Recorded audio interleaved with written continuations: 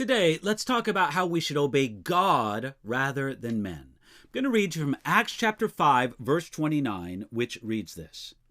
But Peter and the other apostles answered and said, "We ought to obey God rather than men." This was the second time that Peter stood before this council and gave such a bold answer. The previous time was recorded in Acts chapter 4, verses 19 and 20, where Peter and John said this, "Whether it is right in the sight of God to listen to you more than God, you judge, for we cannot but speak the things which we have seen and heard." Here, the apostles said the same thing in different words when they said, "We ought to obey God rather than men." Those words were a bold declaration. The boldness of Peter and the apostles was a contrast to the Sanhedrin. The men of that council were far more concerned about the opinions of men than obedience to God. Earlier in Acts chapter 5, we read that many common people in Jerusalem had a positive opinion about the disciples of Jesus.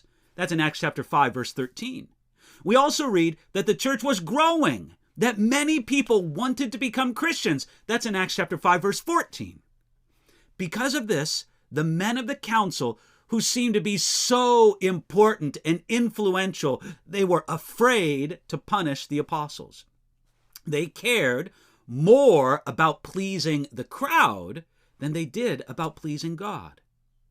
Because of this, what Peter and the apostles said was probably a shock to the men of the council. We ought to obey God rather than men.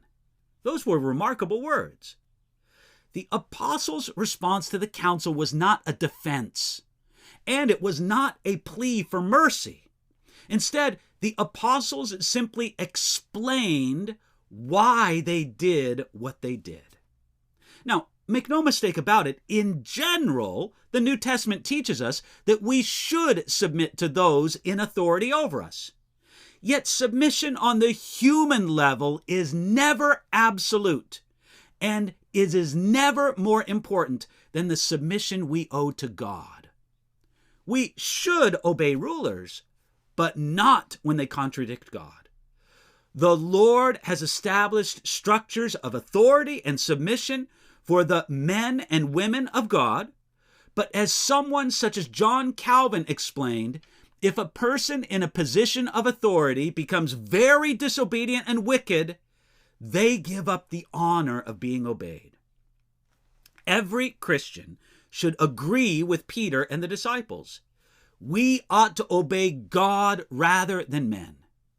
As Christians, we do submit to rightful authority, and we recognize that this kind of submission goes beyond only doing the things that we would otherwise agree with. Yet, when normally rightful authority goes beyond their God-appointed place, our response is, we ought to obey God rather than men. The council that intimidated the apostles and told them to stop preaching was not master over the church. Jesus Christ is Lord over the church.